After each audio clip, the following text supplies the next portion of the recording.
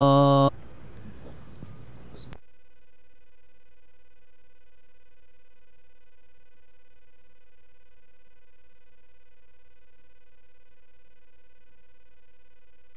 لله الحمد لله علي الذات عظيم الصفات سميع السمات كبير الشأن جليل القدر رفيع الذكر مطاع الأمر جلي البرهان فخيم الاسم غزير العلم وسيل الحلم كثير الغفران جميل الثناء جزيل العطاء مجيب الدعاء عميم الإحسان سريع الحساب شديد العقاب أليم العذاب عزيز السلطان ونشهد أن لا إله إلا الله وحده لا شريك له في الخلق والأمر ونشهد أن محمدا عبده ورسوله المبعوث إلى الأسود والأحمر المنعوت بشرح الصدر ورفع الذكر وصلى الله عليه وعلى آله وأصحابه الذين هم خلاصة العرب العرباء وخير الخلائق بعد الأنبياء أما بعد فيا أيها الناس وحدوا الله فإن التوحيد رأس الطاعات واتقوا الله فإن التقوى ملاك الحسنات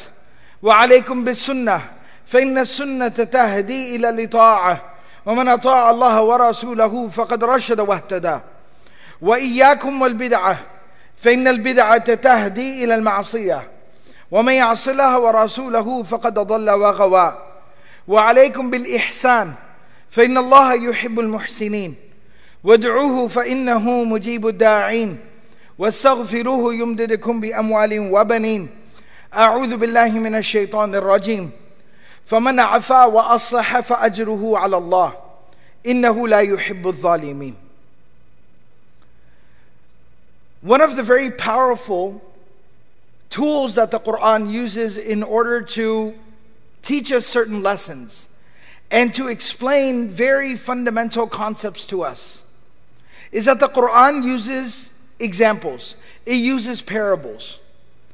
And one of the very fascinating techniques that the Quran has in order to teach us how good something is versus how bad something can be is that the Quran presents opposites to us. This is a common theme that is present throughout the entirety of the Quran. From the very beginning, when we start learning how to read the Quran, and we learn Surah Al-Fatiha, two of the biggest opposite values that the Quran tells us about are present right there in Surah Al-Fatiha. First, Allah subhanahu wa ta'ala tells us, Ihdina as-sirat al-mustaqim. He teaches us to ask for guidance. The concept of hidayah, guidance, knowing where you're going, understanding what you're doing, awareness and realization of your purpose and your function in life, that is presented to us. But right there in that same surah, the surah concludes by showing us the opposite of that. غَيْرِ الْمَغْضُوبِ عَلَيْهِمْ وَلَا الضَّالِّينَ ضَلَالَةً, which we oftentimes translate as misguidance, is quite literally the opposite. It is to not know what you're doing. It is to not see where you're going. Is to not have an understanding of where everything fits and how everything works. So this is something that is commonly present throughout the Quran. Allah subhanahu wa ta'ala gives us two opposite scenarios, two opposite examples to show us the difference between right and wrong. And this is something we find constantly. Allah subhanahu wa ta'ala oftentimes, الَّذِي خَلَقَ الْمَوْتَ وَالْحَيَاةَ. He's the one who created death, and He's also the one who created life. Yuhyi wa yumitu. He gives life and He gives death. Allah subhanahu wa ta'ala tells us, يُكَوِّرُ اللَّيْلَ عَلَى النَّهَارِ وَيُكَوِّرُ النَّهَارَ عَلى اللَّيْلِ. Allah subhanahu wa ta'ala tells us that He changes night to day and day to night. إِنَّ فِي اخْتِلَافِ اللَّيْلِ وَالنَّهَارِ. In the difference and the interchanging of night and day, there are huge lessons and reflections for us. So again, another example. Allah subhanahu wa ta'ala constantly talks to us about as-samawati wal-ard, the heavens and the earth, the sky and the earth. And so wherever you look in the Quran, Allah subhanahu wa ta'ala is always showing us this perspective. Allah subhanahu wa ta'ala tu'izzu man tasha'u wa tudhillu man tasha'u. He honors whomsoever He wills and He debases whomsoever He wills. honor and disgrace, night and day, light and darkness, the heavens and the earth, life and death, the dunya versus the akhirah. This is a common theme that runs throughout the Quran, where Allah subhanahu wa ta'ala shows us two things, two opposites, and how we exist in between these two opposites. And there is a point in a time in our lives, at some point or another, where we have to make a conscious, deliberate decision. That which of these two opposites are we going to choose? Which of these two directions are we going to move in? And so similarly, there are two other values, two opposites, that are spoken about in the Quran. And that's what I wanted to talk about today. That's what I'd like to highlight today. The two opposites that I'd like to highlight and talk about today are the opposites of dhulm and adl. Dhulm and adl. And while we're on the topic, there's another pair of opposites I'd also like for us to understand today. And that is salah and fasad. Let's first talk about the concept of dhulm and adl. And for many of us who might have some Arabic vocabulary, either because of our native tongues or because of just being a part of the community and the culture, we've picked up some Arabic vocabulary along the way. The word dhulm is a very common part of a Muslim's vocabulary. Most Muslims are somewhat familiar with the concept, or at least the word dhulm. But what does it actually mean? The word dhulm, as defined in the Arabic language, is وَضْعُ الشَّيْءِ فِي غَيْرِ مَحَلِّهِ. It is to put something where it does not belong. We have a word for this in English, to misappropriate. Misappropriation. Now, someone might be thinking, no, brother, but the concept, dhulm means oppression. Dhulm means oppression. In actuality, the word dhulm linguistically means misappropriation, to put something where it does not belong. And what we have to understand, the consequence of that is, now every single thing that Allah subhanahu wa ta'ala in the Quran defines as dhulm, if you pay attention there, you will find the element of misappropriation. You are putting something where it does not belong. That's why it's called the dhulm. Let's take the first and the most blatant example. Allah subhanahu wa ta'ala tells us in the Quran, إِنَّ الشِّرْكَ لَظُلْمٌ عَظِيمٌ. That shirk, associating a partner to God, worshipping anyone or anything other than Allah, is dhulm. And in fact, Allah subhanahu wa ta'ala says it's the greatest form of dhulm. It's a very terrible, terrible form of dhulm. And once again, what do we see there? There is misappropriation. Because you have taken the right to be worshipped, which solely and only belongs to Allah subhanahu wa ta'ala. La ilaha illallah. That's literally what that statement means. That there's absolutely nothing. There is nothing and no one that is worthy of worship except for Allah. It is solely and only His right. So when you worship something other than Allah, you are doing dhulm. You are taking God's rights that only belongs to Him and you're giving it to something else. That's why it's called dhulm. Let's take another example of dhulm that we are very familiar with. We know that oppressing people, taking away, violating people's rights is called dhulm. And we're familiar with that. So once again, why is that called dhulm? Because you are misappropriating people's rights. Someone has the right to decency, to dignity, to self-actualization, to be able to live a life of dignity and respect. And when oppression happens, and someone takes that away from them, when we see what happens in places like Palestine, what happens in Palestine, that's an example of that dhulm. People's fundamental God-given rights are taken away from them. That's why we call it dhulm. It's a misappropriation. And it's a terrible, terrible form of it. Another thing that Allah subhanahu wa ta'ala calls dhulm within the Quran. Allah subhanahu wa ta'ala tells us that committing sins. رَبَّنَا ظَلَمْنَا أَنفُسَنَا. This is the dua made by Adam and his wife Hawa. Adam and Hawa. رَبَّنَا ظَلَمْنَا أَنفُسَنَا. They said, we have wronged ourselves. Now what does that mean? We have oppressed our souls. What does that mean? It means to commit a sin, to disobey Allah, to not do what Allah subhanahu wa ta'ala has told you to do, or to do what He told you not to do. To not obey Allah is a form of dhulm as well. Once again, because you have misappropriated Allah's place in your life. You have misappropriated your place in this dunya, in this realm, in this existence. That my place is to listen and to obey. Sami'na wa ata'na. But when I disobey, I have committed a form of dhulm.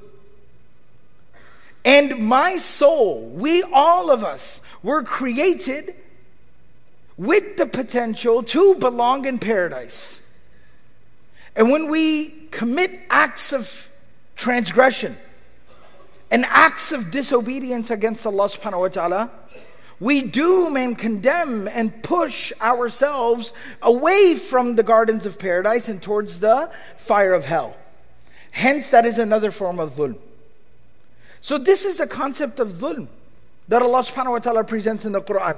Anytime you have a situation, you have something where something belongs in a particular place. Certain rights belong with certain people. Certain responsibilities need to be taken care of. And we do not follow through with that. That is a form of dhulm. And we have to internalize that.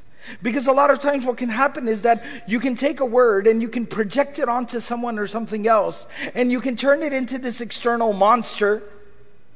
And you can feel like you have nothing to do with that. Dhulm is something, إِنَّهُ لَا يُحِبُّ الظَّالِمِينَ إِنَّ اللَّهَ لَا يُحِبُّ الظَّالِمِينَ. Allah does not love those who commit dhulm, those who misappropriate things. Allah does not love them. We have to think about how severe of a warning that is. But the problem is, right now, we decide, okay, a kafir is a zalim, or a mushrik is a zalim, or that country is zalim, or those people are zalimun. We end up projecting it onto someone else, and therefore, what have I now done? I've taken it outside of myself, and now I have placated myself spiritually. I have given myself a reassurance. I'm not a zalim. I don't do any type of dhulm. So all the warnings in the Quran that are enough to make you stay up at night, the warnings in the Quran that should make our hair go white, those warnings in the Quran, I feel like they don't address me at all. They have nothing to do with me. That's not my problem. That's his problem and her problem and their problem. But it's not my problem. We have to completely rework our understanding and our thinking. Deen, religion, revelation, guidance, Quran, the Sunnah of the Prophet ﷺ. This was not given to us to serve as some type of a standard, or to serve as some type of a gauge by means of which we can measure other people. It's not a gauge that we measure other people with. The Quran and the Sunnah of the Prophet ﷺ. Our deen, our religion was given to us so that it is something that we can take a long, hard look in the mirror and measure ourselves. How do we measure up? But this has become our fundamental problem right now. And many of us, may Allah subhanahu wa ta'ala protect us, may Allah forgive us. But many of us might right now be engaging in such terrible forms of dhulm, and we have absolutely no idea that we're doing that. Because we've deluded ourselves. فَأَنَّا تُؤْفَكُونَ. What deludes you so, Allah says. فَأَنَّا تُؤْفَكُونَ. What deludes you? What do you not understand about this? And so let me take a stock of my life and understand where I could be committing dhulm. Let's take a very simple stock of a very simple person's life. We're not talking about somebody who's a leader of people. We're not talking about somebody in the government. We're not talking about someone who is a leader of a community or has all these huge responsibilities. Let's just take an assessment of a very simple, common person's life and see where the dhulm can occur. If the brothers can move forward, please. There's a lot of gaps in the middle, inshallah. Please move forward. A lot of folks are gathering up outside, so let's make room for everyone. Jazakumullahu khairan. So as I was saying, why don't we take an assessment, a stock of a very simple, average, common person's life, and see where the dhulm can occur. And we'll start right at the most basic. If I have elderly parents, They need my care, they need my consideration, they need my, help and assistance and respect and kindness and affection and love. They need these things from me. They spent their whole lives worrying about me, raising me, investing into me, taking care of me. And they're at a particular point in their life where they need some help and assistance. But if I'm just too busy with me, myself, and mine, I'm just too busy, preoccupied with myself, and I'm ignoring them and neglecting them, and I don't know what's going on with them, that is a misappropriation of rights. That's dhulm. But we don't think about it that way.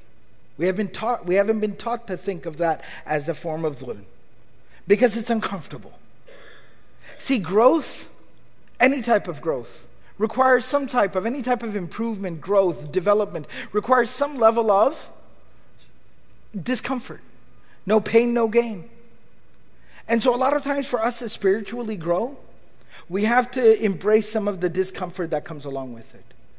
I have to embrace the idea that I might not be perfect, that I'm not doing everything fine and dandy, that there's a lot of room for improvement right here.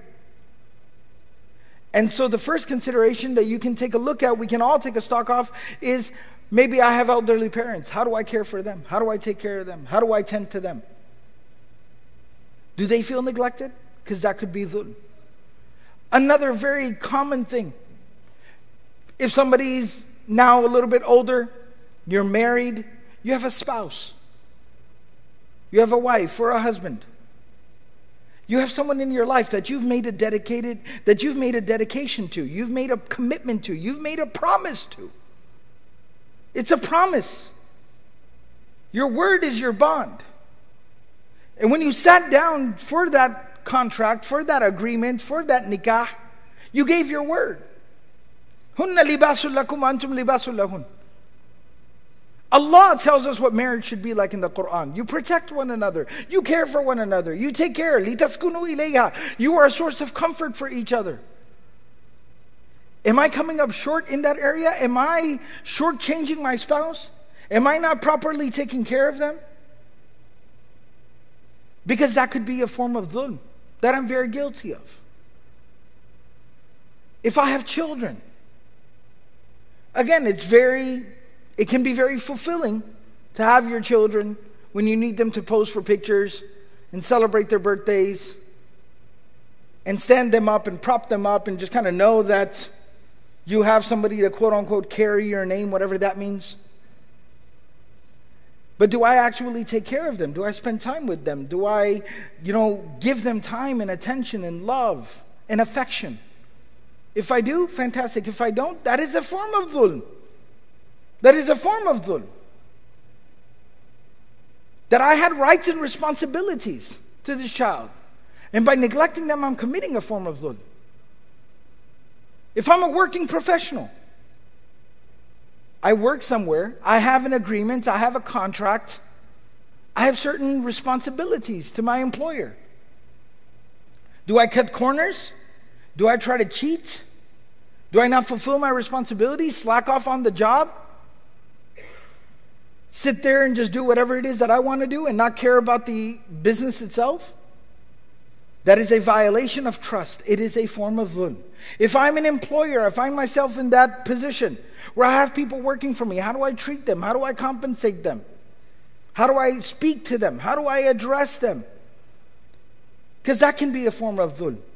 My neighbor,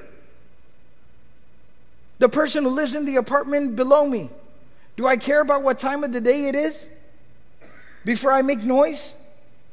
My neighbor who lives next door, am I mindful of maybe the noise or the trash and things like that? How my neighbor feels about me, how I keep my property, how I treat my neighbor? And the list goes on and on and on and on. And all of these can be very, very blatant forms of dhulm. And now comes the opposite concept, which is adl, which is justice. It's fairness. It's balance. Consistency. These are all built into the meaning of adl. Yes, we translate adl oftentimes as justice. Justice is a part of it. But so is fairness, so is balance, and so is consistency. All of these meanings are built into the word adl. And now you can start to think about it. Am I consistent in taking care of my family members? Am I consistent in what I do for them? Am I fair with my employees or employer? Am I balanced in how I interact with people? And on the other side, Allah subhanahu wa ta'ala, He tells us, the other two words I want us to be familiar with, and this is very, very important. In the very beginning of the Quran, one of the very first human delusions that Allah subhanahu wa ta'ala presents to us in Surah Al-Baqarah, وَإِذَا قِيلَ لَهُمْ لَا تُفْسِدُوا فِي الْأَرْضِ قَالُوا إِنَّمَا نَحْنُ مُصْلِحُونَ. When they are told, do not cause chaos, do not corrupt the earth, do not cause chaos and corruption within the earth, they say we are actually people who are restoring order to the world. This is one of the very first and one of the most greatest and dangerous of human delusions that Allah presents to us in the Quran. The concept and the difference between fasad. The word fasad means to break something, to ruin something, to disorganize something. That's why we translate it as chaos, corruption, to corrupt something. And the antonym, the opposite of that is islah, which means to put everything in sequence, in order, to organize things. And one of the very first human delusions that I keep referring to that Allah mentions is that when people who cause chaos and corruption in the earth, when they are called out, when they are told, listen, stop breaking things, stop breaking things, they respond by saying, break things, I'm the one who fixes everything. Do you see how delusional that is? Imagine somebody walking through your shop, somebody walking through your home, picking up one thing after another and smashing it and breaking it. And when you tell them stop breaking things, they say, break things, I'm fixing everything. Think about how insane that would seem. How terrifying that is, that someone's mind would be in that state, where they're breaking something, and when you tell them don't break it, they say, I'm fixing it. Allah subhanahu wa ta'ala tells us that human beings spiritually can become involved in this delusion. And many of us, may Allah protect us all, but just for a moment of honesty, many of us, we find ourselves in that particular situation. How are we living our lives? Ask yourself a fundamental question. When you enter into a situation, do you make it better or do you make it worse? Be very, very honest. Sit down, think about a situation that involves you. Today after the prayer, take an extra couple of minutes before you leave. Sit here, right here, think about some situation that involves you, and then think very honestly for a moment. Try to be as brutally honest with yourself as you can. When you entered into that situation, did you make it better or did you make it worse? Ask yourself. If there's already a conflict going on, when you arrive at that place, do you help resolve the conflict or do you usually end up escalating the conflict? If there's a situation where two people are getting along pretty well, when you enter into the equation, do things become even more harmonious? Or do things start to kind of fall apart and devolve and everyone starts talking about each other? Ask yourself. It's not a pleasant thing to take a stock of yourself. And if need be, ask someone else. The companions of the Prophet ﷺ, they would go to the Prophet ﷺ and they would ask him, Awsini ya Rasulallah. They did not say Awsina. They did not say that advise us. They would say advise me. They would go to the Prophet ﷺ and they would say advise me. And what that means is, Ya Rasulullah, right here, me, myself. You know who I am. You see me. I am your follower. I am your ummati. I am your student. Advise me personally. And fascinatingly, the Prophet ﷺ would give different people different pieces of advice.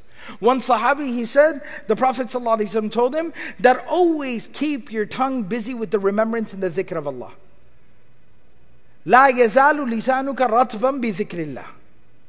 Your tongue should always remain busy with the remembrance of Allah. That's what you need. Another person came, Awsini ya Rasulullah. The Prophet ﷺ said, La taghdab. فَرَدَّدَهَا مِرَارًا. And then when that person asked, okay, any other advice? The Prophet ﷺ said, La taghdab. Any other advice? He said, La taghdab. La taghdab means, do not let your anger consume you. Do not let your rage, your anger get the best of you. Don't. Why? Because he understood who that person was, that you have a problem controlling your temper.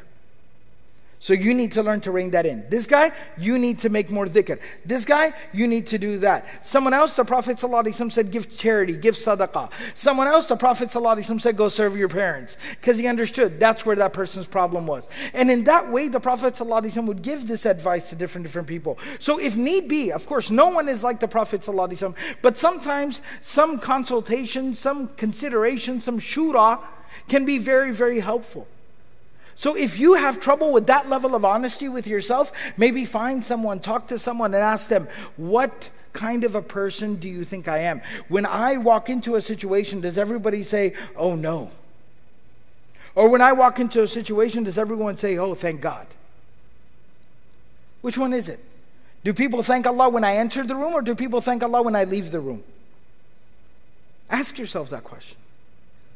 And it's a very important consideration. These are the type of spiritual considerations, and this is the type of spiritual evaluation that we are so desperately in need of today.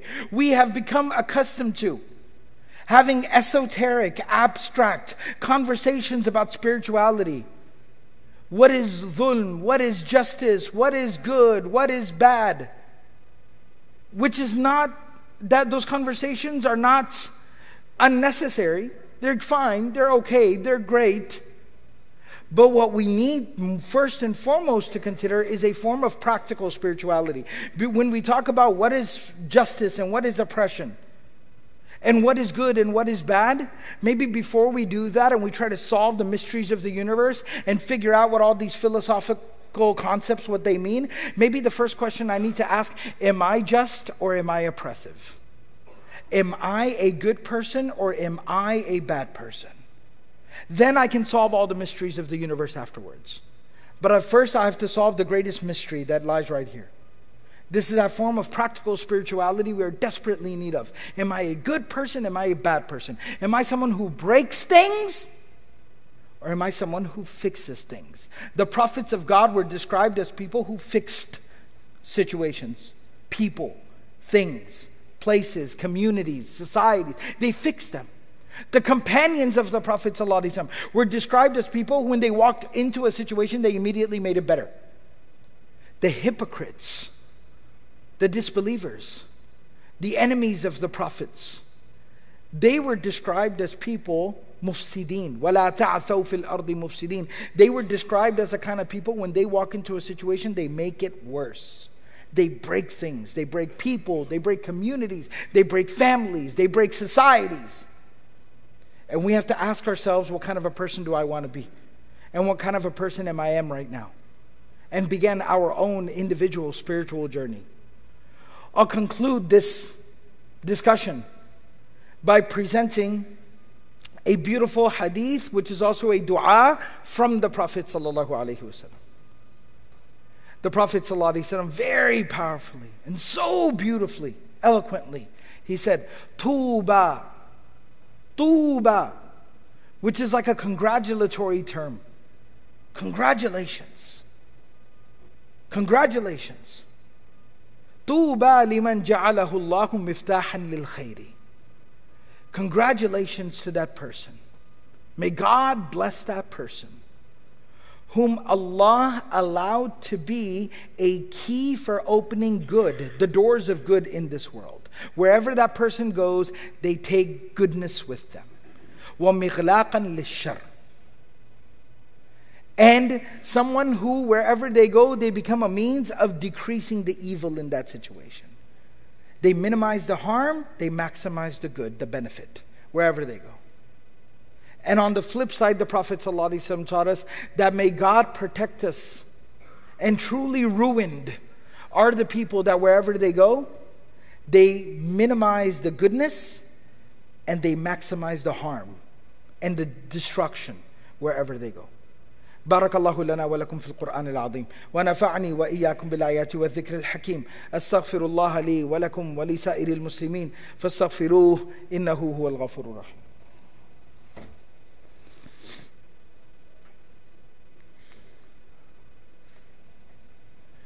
الحمد لله رب العالمين والعاقبة للمتقين والصلاة والسلام على سيد المرسلين وعلى آله وصحبه ومن تبعهم بإحسان إلى يوم الدين.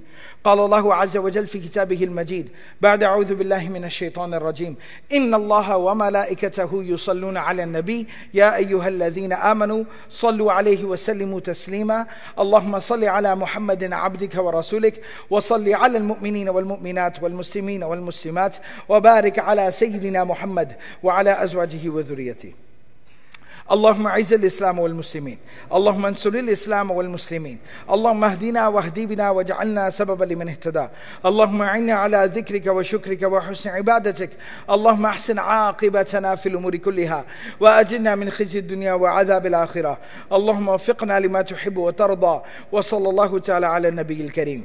قال الله تعالى: إن الله يأمر بالعدل والإحسان وإيتاء ذي القربى وينهى عن الفحشاء والمنكر والبغي يعظكم لعلكم تذكرون. اذكروا الله يذكركم وادعوه يستجب لكم ولذكر الله أكبر والله يعلم ما تصنعون. Inshallah, please don't forget in your du'as today all Muslims around the world who are dealing with oppression, but particularly the sanctity of Masjid al-Aqsa. Aqim as-salah.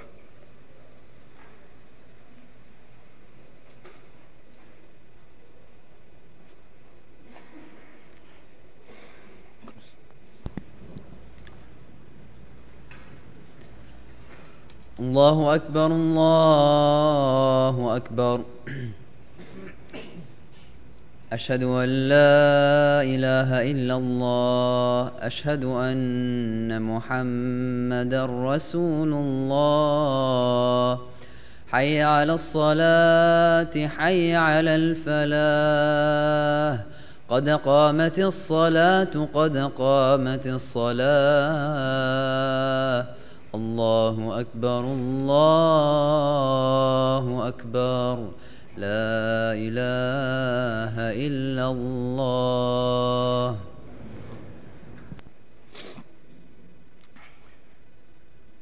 استووا اعتدلوا. سووا الصفوف تراصوا. Straighten the lines. Fill in the gaps. Make sure your cell phones are on silent.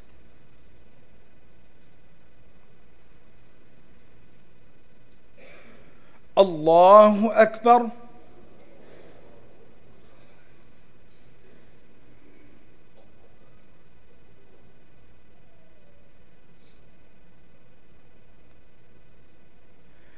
الحمد لله رب العالمين الرحمن الرحيم مالك يوم الدين إياك نعبد وإياك نستعين اهدنا الصراط المستقيم صراط الذين أنعمت عليهم غير المغضوب عليهم ولا الضالين.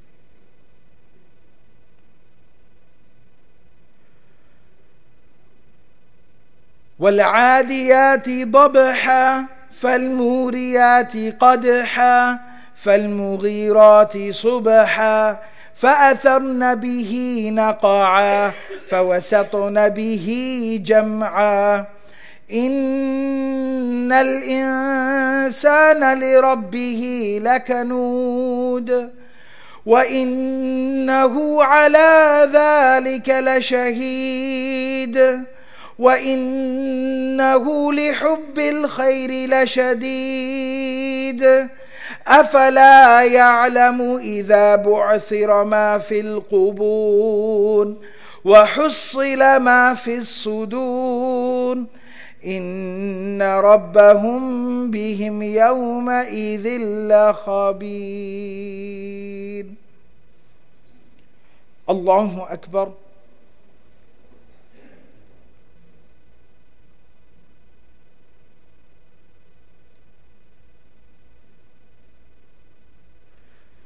سمع الله لمن حمده.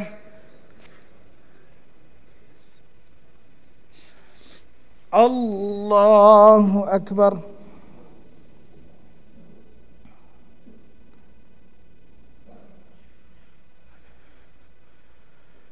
الله أكبر. الله أكبر.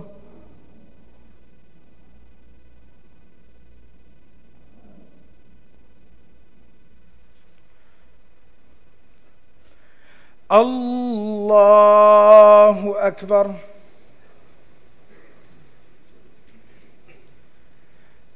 الحمد لله رب العالمين الرحمن الرحيم مالك يوم الدين إياك نعبد وإياك نستعين اهدنا الصراط المستقيم صراط الذين أنعمت عليهم غير المغضوب عليهم ولا الضالين.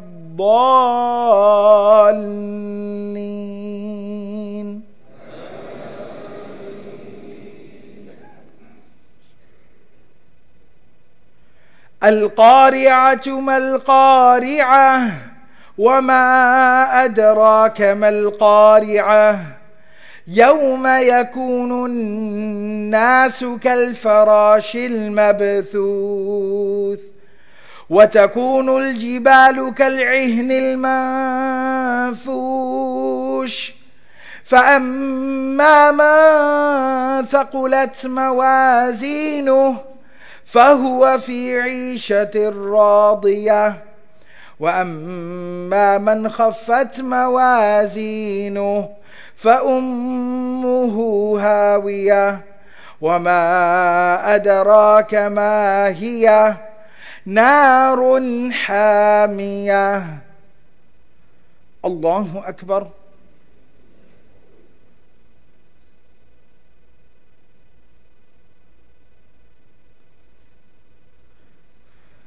سمع الله لمن حمده. الله أكبر.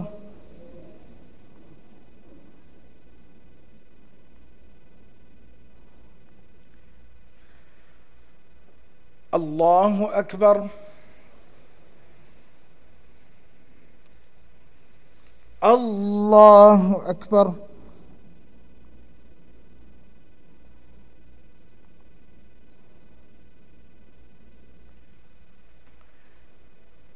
الله أكبر.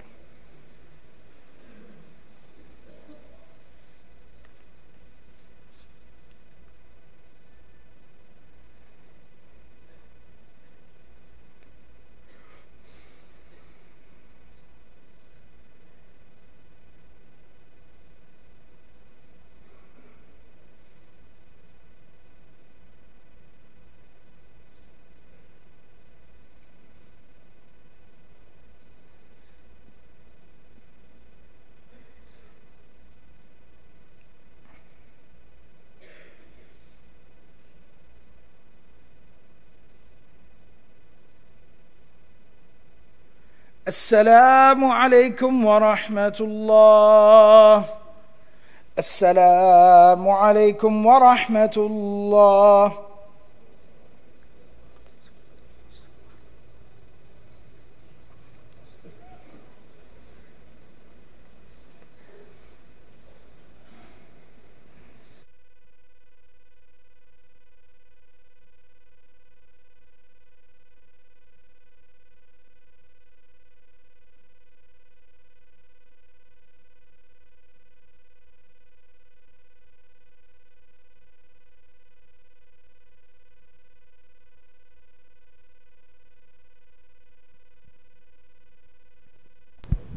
Assalamu alaikum, brother.